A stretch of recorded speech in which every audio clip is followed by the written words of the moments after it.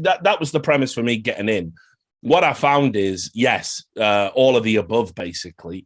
They definitely bit off more than they could chew at the start. No doubt about it. They should have probably focused on one game. Like, for example, the CSPPA focused on Counter-Strike, and in particular, the upper echelons of Counter-Strike. I know it was a come all, all welcome kind of premise, but, talking to the members of the lesser teams and the tier 2 teams, and indeed the NA teams who had their ESL Pro League slots taken away from them, which the CSPPA didn't even fight for, a lot of people at the lower levels of the game feel underserved by that association. ESIC, on the other hand, was trying to be all things to all men. It was the global panacea to all of the problems with esports. And that's a hell of a fucking target to set yourself. Having been the watcher on the wall for 16 years myself, I'll tell you, like, you don't bag them all. There's too much. It never ends. It never ends. In fact, honestly, it is like that. It's like you get one person, but as I've always said, within the context, it took 6 months to do iBuyPower. So that's one meaningless game being thrown once by one group. And that was nilled on. You had all the fucking tracked stuff, everything. You still couldn't get them in that much less of a amount of time, exactly. So imagine what it's like for people, trying to do something a bit more organized. Now, I'll add, they do have access to groups and authorities and data that I don't, as part of their partnerships with betting websites. But ultimately, the idea they were ever doing this without a staff of, you had to have at least 50 people. And as far as I can tell, they had 4. and only 2 of them with investigative powers. So that was your first problem right there. Then the next problem was they've had this, they've changed process. I think off the back of the problem they had with the Australian CSGO investigation, where there was a number of procedural errors. First and foremost, obviously, not even checking that ESEA Australia had updated the terms of service to include that you were bound by the ESIC code of conduct, thus meaning any attempt to enforce it was completely absurd. So then you had that. Also, they sent out letters to a number of people that weren't even involved due to having out-of-date roster information. So there was a number of calling them procedural errors is putting it nicely.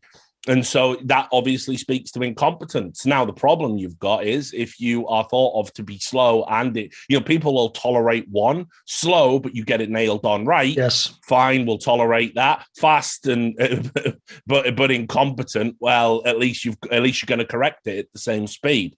But the problem you've got is if people have a thought process about you as a body that you are slow and incompetent, it's going to be very hard to sort of maintain credibility in the space.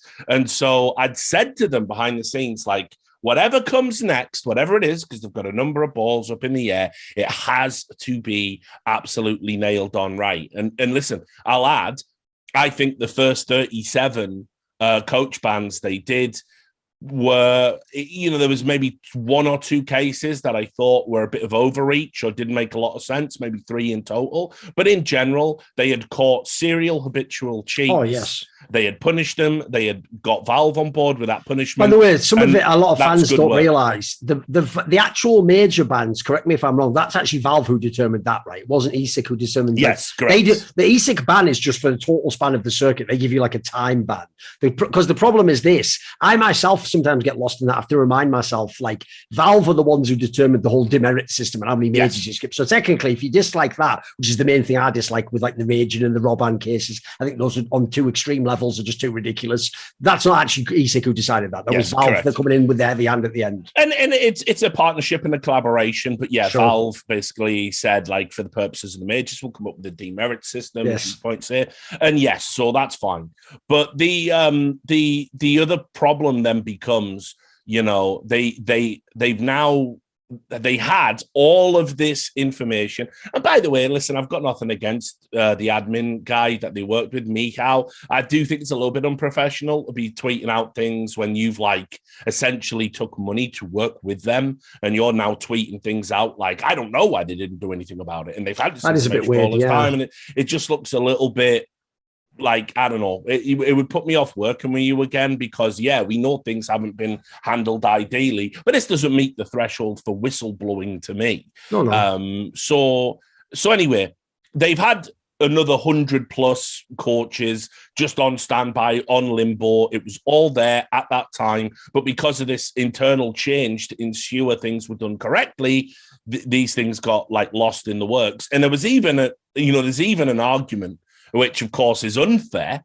but should they have even bothered doing this at all? Because, it's been so long. You got the main offenders. A lot of these instances, we're talking one round, one time, even in a third person bug that can happen to anyone when they connected to the game. And so for me, I told them, for the small offenders, of which there's like 100, just send them a letter, get them to sign the letter. This is what you would do in trade union work for anyone who hadn't been punished in an appropriate fashion. You get a warning letter on file with their signature so they don't have plausible deniability if they cheat again at a later date. That's what you would do. And that's what they should have done. And it could have been handled in a day. And then we're all just not talking about it and we can all move on to bigger and more important issues. Instead, what they did was, and under pressure from the CSPPA, it's got to be said, they were like, we've got to make a decision before the major. We believe this bug is more serious than these other 2 bugs, so we're going to punish 3 people. Now, again, I would have advised against that. I would have said you either have to stop all of the people with the bug from going, even if the bug is more serious, because you will be accused of favoritism. And lo and behold, what did they do? They banned Zach, they banned Halley, they banned Peacemaker, but they didn't ban Sonic, who by all accounts is on the list as having one of those minor single round third person infractions. And so I don't believe this to be true. I don't think ESIC has any favoritism towards any organization. But when you start getting into the weeds about how they're funded and how some of the money comes from ESL, and then some of the teams are partnered with ESL, and then they're not getting their coach, it looks really bad. It looks really bad. If people can craft a narrative that points to a conflict of interest, there's probably an inappropriate conflict of interest there. And so, unfortunately, it did look terrible. They needed to make a decision. It had to be all or none, even if it wasn't sort of fair in the way they were creating the framework for punishment, because the broader perceptions were that it was favoritism. And then, obviously, the one thing you cannot do once you deprive someone of a major is walk it back immediately at the first instance of the threat of legal action. You've just told the world we don't actually have any authority. Yeah, we've got toothless. Yeah. Here's how you beat us. Here's the game plan. They did it. Just do what they did. Yeah, this is the part that I find silly. Basically, I have some similar thoughts that tie in there. Like, one thing I would say is this. Before I get to the specific Peacemaker case, there are 2 angles here that Lurpis actually looked up Tommy, because I know he has his own issues with them as a body, and what are they doing, and is there any rhyme or reason to this? Remember, he's not directly involved, he's just an outside observer. Sure. And I thought 2 points he made that were very good. One was, this is where me doing that video a few months back about Fallen having the conflict of interest, where Valve has a partnership with his company to sell peripherals and things like that, including Valve gear in Brazil. That looks terrible if then later someone's involved with a cheating case involving majors and suddenly it gets walked back when you're the guy that's where the conflict of interest isn't allowed to exist, because that makes it look like you just pulled some strings and it came through. Now, I doubt that is what happened, but that's how it looks. It's like you're saying here, if someone doesn't know behind the scenes, they're just going to assume that. The other one as well is this. He also noticed, because the main concern, as you say, from people, especially who aren't aligned with ESL, is secretly just an ESL front, or they still like have extra power, or at a minimum, they have some sort of backdoor access where they can sort of like get their way more so than others. Well, there's another thing that doesn't help. Lurpis found a tweet where something like a year ago, mate, or 2 years ago, they'd said publicly that like we're going to publish our financial reports or something, and sort of say, and apparently it looks like they haven't done it since, which, by the way, no one made them fucking volunteer that information. But once you do, it looks pretty silly if you don't publish it, when then the main thing put against you is who funds you, who shows who actually funds you. So then that stuff's by the by. That's more just bad optics, basically. Yeah. I would say the problem with the Peacemaker case goes like this. This is an actual travesty. Essentially, this specific case, I actually think shows that ESIC are incapable of doing what they're actually pretending to do, which is be someone who essentially does arbitrate what happens within the scene, adjudicates the cases, and figures out the correct punishment. Because here's what they told us through this punishment. They told us this person is guilty, should not be allowed to play at the World Championship, and will receive a lengthy fine. Oh, wait, we're getting into legal trouble. Actually, we walk that all back. Because we can't literally go back in a time machine, we're going to say he has time served. That cannot be. There's only two options here. He either is guilty of what he did, and if he is, you said he is, he has to have the punishment you gave him. Or he is not guilty at all. This is the key understanding here, the key distinction, guys. Don't get lost on this. If he isn't guilty, why was he punished for 22 days in a major? That is a travesty. It could only be one of the two, because as you said, unfortunately, it is beyond obvious that the mechanism behind reducing the sentence has nothing to do with them revisiting what the fucking punishment would be, what the circumstance, not even something new about the bugs come out. It's not like they've discovered something. Oh, actually, the bug can trigger and untrigger it. There's none of that. It's just essentially they've just had to memory fucking Men in Black themselves. Oh, actually, 22 days would be appropriate. That's what we're all supposed to do in the scene now. Because my problem is this. It's like what you said about the match fixers. At the end of the day, this only works if we all collectively agree ESIC on some level is a good idea and we're all going to abide by what they say. Yep. If we don't, then at the end of the day, it's just a person off on the side going, I think this person should be removed for 6 months. Who the fuck are you? That's what I would say. So I have to say this as well.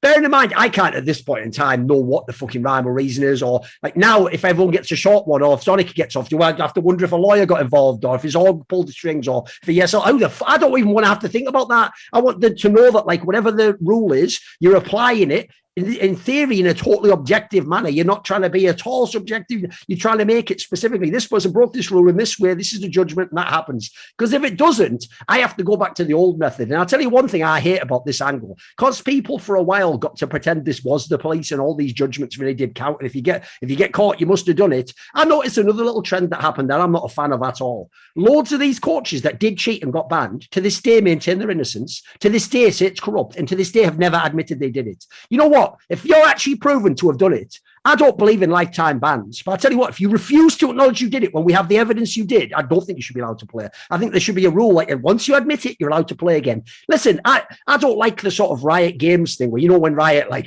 does the fucking speech block or whatever, they sort of make you do this creepy thing where you manually agree to a contract, sort of saying yeah, I have brought, I can't remember what you do, but you make you actually type your username or something mad, as if it was some fucking fucked up Faustian back. Yeah, you just feel like you're being forced to sign something at the end of a fucking gulag session or something. But here's the thing.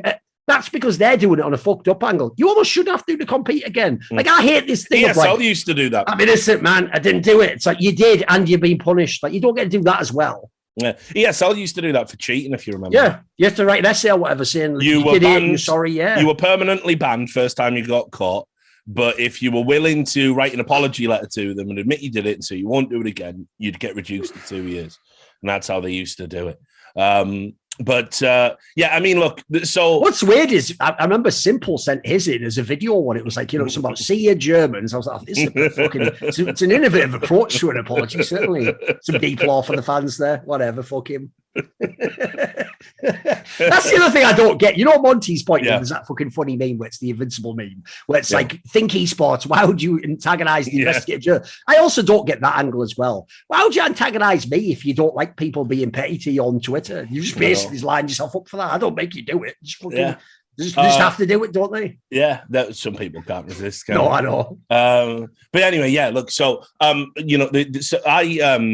was obviously when Peacemaker got the news. He obviously put out a little statement that I thought was a bit over the top, but he has had some health problems lately, and you know what it's like when you're staring into the fucking abyss of, whenever you're ill and you get reflecting. So I think he was a bit emotional, let's say, and that's fine. That's all well and good.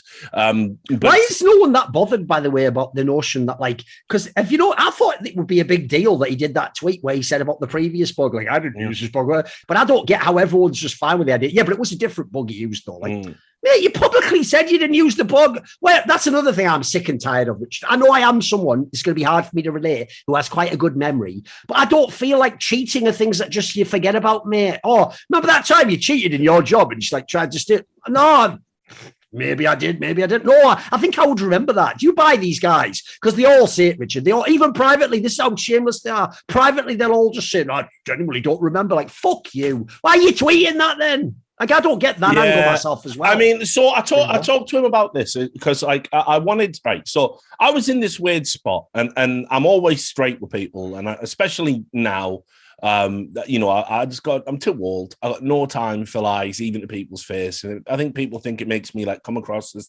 tactless. In my mind, it's a sign of respect. If you know, and so I told him straight up when we were talking, I definitely think you should receive some form of suspension for this.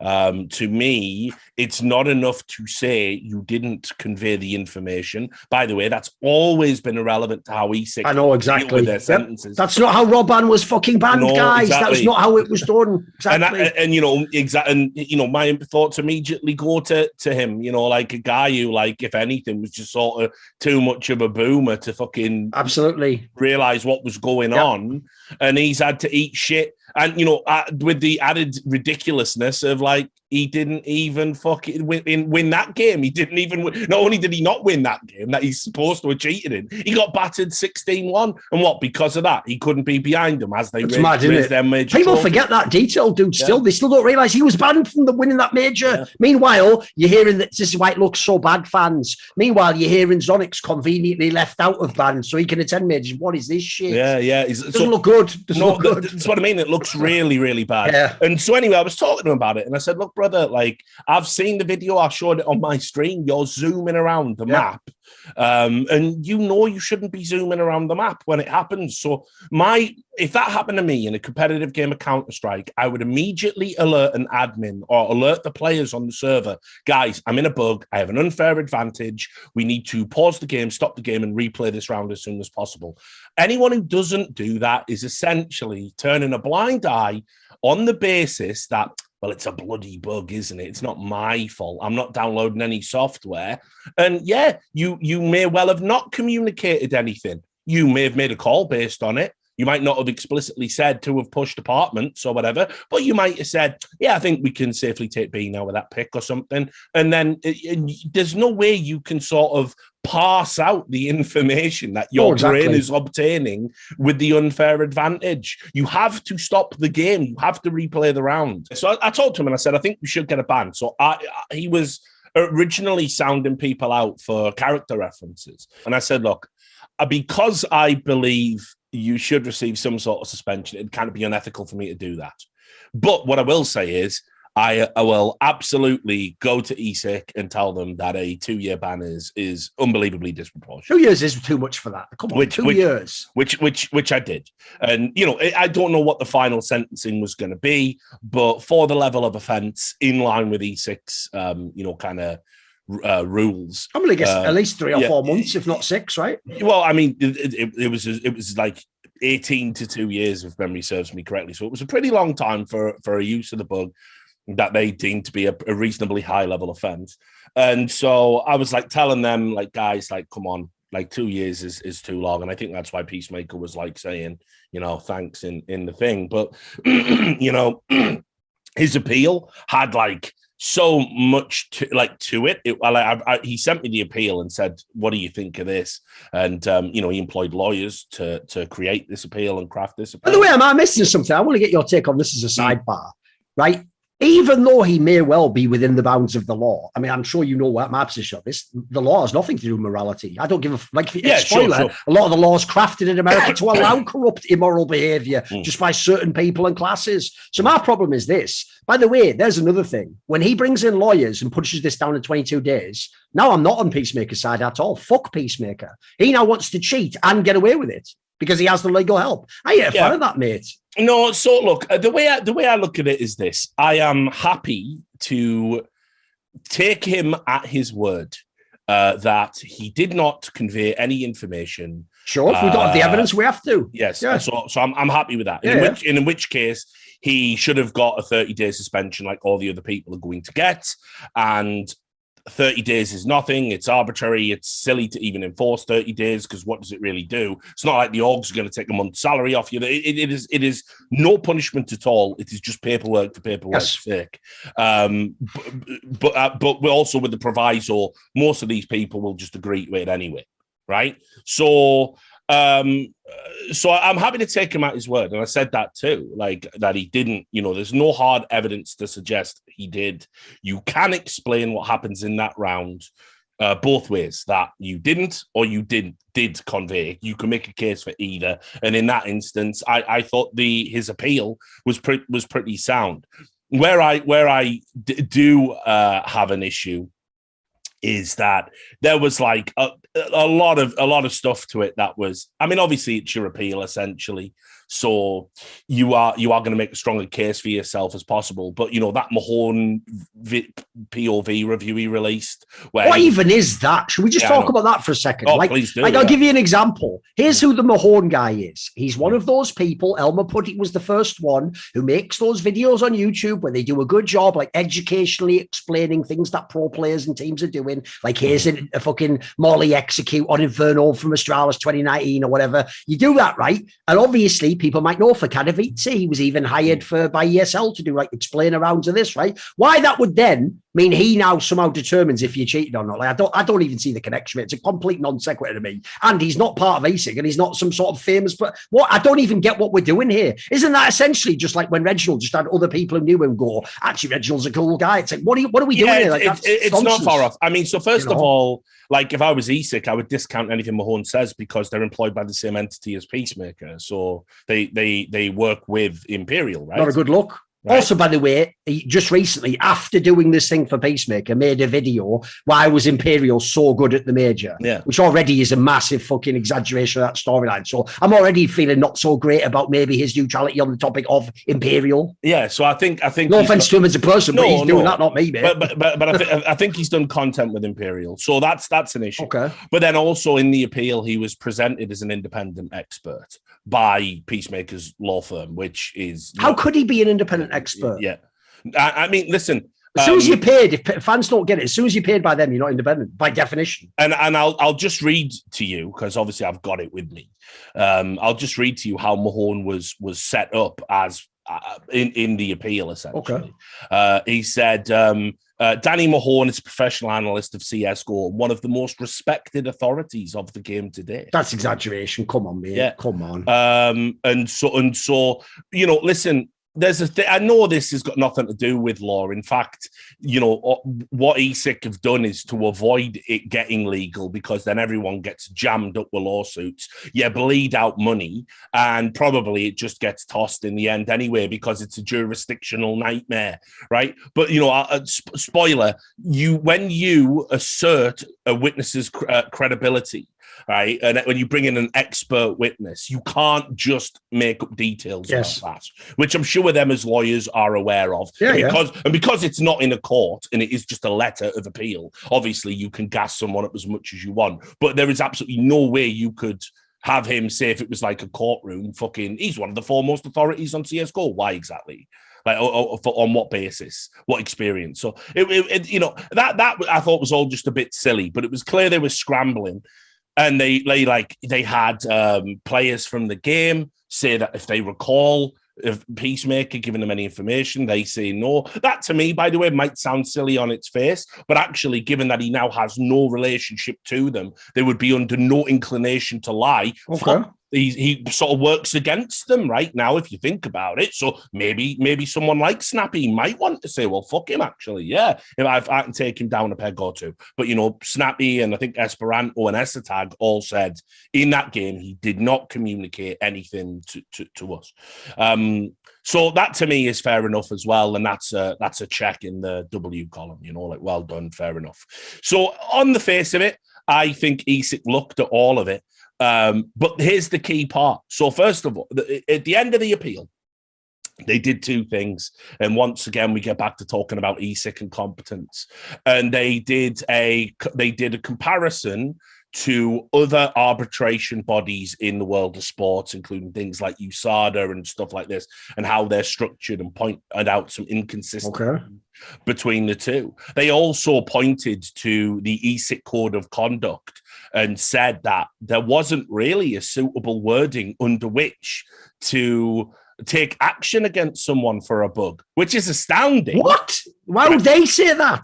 Right. So listen, here, I'll tell you. It says under Article 2.82 of the ESIC Code of Conduct. Hang on, where is it? Shit, I can't find the exact wording. But yeah, basically, it doesn't mention anything specifically about bugs. It only says things about using something to cheat or engaging in cheating, using something that alters the game. It was not very specific to bug use, using a bug to obtain an advantage. There's no such language around that. The other thing they did is they compared it, and this is another problem, isn't it, with ESIC, the inconsistency. They also said, you're talking about banning our client for 2 years, when someone who admitted to knowing that a coach was cheating in their games, this is obviously court, and they don't name him, but they say that individual got a public reprimand, a warning to future conduct, mandatory attendance at 2 one-on-one education sessions with the ESIC commissioner, and a 15-minute check-in with the commissioner every month for a minimum of 6 months. So they've got a point. How can you warrant a 2-year suspension for this on the face of the evidence when someone who was confessed gets that? And what I'm starting to realize is, and I don't know if it's just Ian Smith who doesn't want to get litigious, because he is a lawyer, he's from that background, so it seems to me odd he's so conflict averse in the courts. Or if it's something else, like the money just isn't there to fight these things. Sure. But what it looks like to me is, if you lawyer up, you can get the case tossed. And I think that's a terrible fucking look, because what's going to happen now when you try and, like, Sonic's not even going to take a 30-day suspension. Why would you waste your time? Why would you get Vitality? You're just going to say, we got the money, talk to our lawyer. And they're going to say, well, on the reflection, and we're going to be here again. So essentially what they have done after some initial good work is they have now essentially given the game away that, no, we are not going to fight you legally. And do you know what that means? It now opens it up to everything they've already done, the original 37. Yep. This is the problem. It's like in real life, we're fucking... Oh, if I'm raging, I'm calling my lawyer the second I hear this episode, mate. Oh, let them go. They banned me for majors. There was nothing in the TOS of Valve. You just say it all. Of course, I think it all fly at this point. Yeah. And so, and I can't imagine, on the subject of Valve, I can't imagine Valve are going to be happy about this at all. How could you? Because Valve essentially give them credibility by agreeing to mirror their bans with these demerit system that they've got. They're in open communication all the time. But the problem now is, you know, you've got players, coaches rather, feeling aggrieved, missing a major. You've got organizations saying, who are the ESIC? You know, in the CIS region, ESIC's name is Mud. You've got the Brazilian region, which believe ESIC are involved in some conspiracy against Brazilians. You've got the Argentinian... Because they all cheated, by the way, fans, because they all cheated. Right. You've got the... I love that as well. It's like they think we're all bloody cheaters. Did any of you not cheat? Well, no, that's beside the point, isn't it? Right. You've got the 9Z guys. I love them. The 9Z org, the Argentinians come out and they said that, you know, publicly, their CEO said Luis Mira was a snitch and was back channeling to ESIC. Spoiler, he's not. And so ultimately, you just end up with, like, you know, you've got regions now that are going to point blank refuse to respect their authority. And then we got a big problem, because one of the big problems in esports in general is it is impossible to treat all regions equally when they all hold disproportionate amounts of financial power. In particular, I'm talking about you, China, yes. You know, good luck ever penalizing the Chinese team for any of this shit. Good luck Valve agreeing to it either, you know. So, unfortunately, this was like the school bully who's actually a pussy, and he's been hit publicly, and his nose is bleeding, and now everyone's laughing at him. Good luck next time you try and pull someone's fucking underpants up. So I don't know. It's sad for me, because It didn't have to be like this. They could have just done what I originally recommended. They didn't. They elected not to. Spoiler, low-key, that will always piss me off if we're in consultation and we're talking about this. Not an official consultation. Oh, no. We have an open channel and I proffer some advice and completely disregard it, and then you make a mess of things. Same thing with the PGL shit. That's one of the things that triggers us both. We both told them all the things to avoid. Yeah, I know. All the pitfalls, exactly. I know. Yeah, and it's just like, listen, like, if you can't do it properly, you shouldn't be doing it at all. And like I said, there's people at ESIC that I really like, but right now I think there is a solid argument to say that I don't know if Ian Smith can even continue. Like, I don't know if he can continue as commissioner at this point. He's got too many L's under his belt, and unfortunately, they were only going to get away with one, and they've got about three. And so now the thing that worries me is when the North American match fixing report eventually drops in 2026. No one's going to care. No one's going to follow it up. They're just going to go, it's ESIC, they're incompetent. I didn't fix their matches, even though we've literally got them bank rights on video doing it.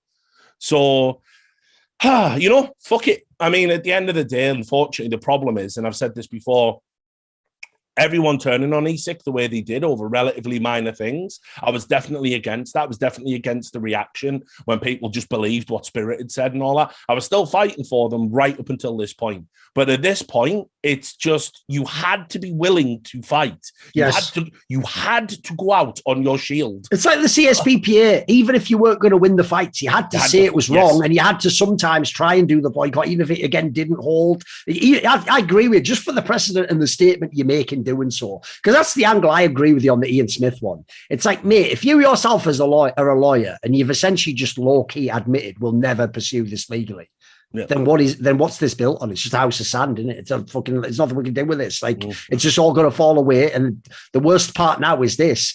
Like, the real problem I have goes like this. ESIC wouldn't be a big deal if esports was what people thought it was before this coaching bug, which is, I'm sure only a couple of people cheating. Wow, if they cheat, they'd get caught and then it'd all be really bad, blah, blah, blah. If that's what esports had been and it was like 10 people at any one time cheating in different ways, then you could do this because most of them wouldn't figure this out. You'd give them small bans, you'd get them all done publicly with the optics, and you'd be able to serve some function. The problem I've found is this. The more you tug on the fucking string of different forms of cheating and exploits, the whole fucking jumper's unraveled. It turns out every cunt was fucking cheating, unless they now know that there's someone's breathing down their neck. And unfortunately, it turns out the people who are breathing down their neck to stop you doing it can't even do that. They can't actually enforce it. So essentially, we're in a scenario where it's almost like we need martial law. We can't have any police. So I think I don't know what the option is, because here's the problem. Yeah, it'll, in some ways, it stops me having to worry about ESIC if I think, well, ESIC's irrelevant. Who gives a fuck? They're idiots. But I'm still back at square one where every cunt's cheating and now there's nothing we can do about it. That fucking sucks. And by the way, I hope people understand this. The saddest part about this equation isn't that ESIC is toothless and a paper tiger and they can't do anything. The saddest thing is that the pro scene is full of people who will cheat and take every disingenuous, fucked up, immoral advantage they can. Just because, sometimes just because even, dude. Like, the one I can't handle is when they're just doing it in like meaningless matches and stuff. It's like, you're just a cunt, aren't you? You are just a fucking shower of shit, mate. Especially because, I know this is a side tangent, me and you were 24/7. It's all like, the joke is we're constantly being scrutinized. It's all like they were like the person judging our soul itself and our life journey. And the people doing it were absolute twats, just cheating. Fuck off. Fuck right off with that shit, mate. Fuck right off. And now, obviously, we are going to get this fucked up issue now where ESIC, let's say they released, they've got the Akuma investigation ongoing. Community, they've made up their mind now. Community have made up their mind that they are not coming back on board with what ESIC have got to sell. No. And so let's say their next report is impeccable. Let's say it's absolutely impeccable and nailed on. And finally, those bullshit arts that we all knew were dirty finally get got. No one's going to care now, mate. And that's what makes me sad. It's like, we need a body like ESIC, but I'm not going to excuse incompetency. I'm not going to excuse getting it wrong. You're playing with people's reputations. You're playing with people's lives. You're playing with the fabric of the scene. And you have got to be unimpeachable. You have got to be. That is the standard. That is the bare minimum standard you have to set yourself. Oh, absolutely. They've made too many mistakes now. And so for me, there has to be meaningful change at the highest level for me to have any confidence again. They're going to have to announce it. And, you know, if they don't, I'm going to be highly skeptical of anything they do moving forward. There's also, spoiler, a genuine risk that ESL uncouple from them, you know, other members uncouple from them, Valve probably on the phone, why did you want about the Peacemaker thing? What's going on? Right, well, we're no longer going to honor that. You know, there was talks that they had where Riot were like, listen, if you actually get that North American match fixing report done, we'll ban them over in Valorant as well. That's all going to fall. Oh, it's even worse, yeah. You know, it's all over. It's all over. You cannot keep stacking these fucking L's, man. It's like, it's just the basics of what an authority needs to be. And as I said, I know there's good people over there and they're going to be sick as fuck over how this is playing out. But, you know, at the end of the day, you got to be part of the solution. Mate, that Valorant one actually tilts me even more, because here's the other thing. You know this, because you can't, especially as a journalist, actually police everyone, and you can't even get some of the people who are guilty. The one good thing is that you occasionally get someone, at least someone pays for doing something. So I was even hoping that would at least be one of the few positive outcomes of the match fixing shit, was at least some wanker who thinks he's already got away and he's on the tropical island with the pina colada. All of a sudden, it's like the phone call comes in. What do you mean? What's happening? Like, I want that to happen, because if you don't know, by the way, some of these motherfuckers have won like massive tournaments and stuff and are like the top players now. I want that motherfucker to actually pay for what he did, not just sail off into some other game and parlay his fucking cheating into some other bullshit. And then, yeah, as you say, this is the problem when you do this, is everything's called into question now. Everything. Yeah, everything. So let's move on to the next topic. I think we can wrap that up in a bow. We'll see what ESIC do next, and whether or not they sort of do make any statement or any changes. Want to see more cool, funny, interesting clips based on topics from my content? Well, subscribe to this channel then, or, you know, be a pleb and don't.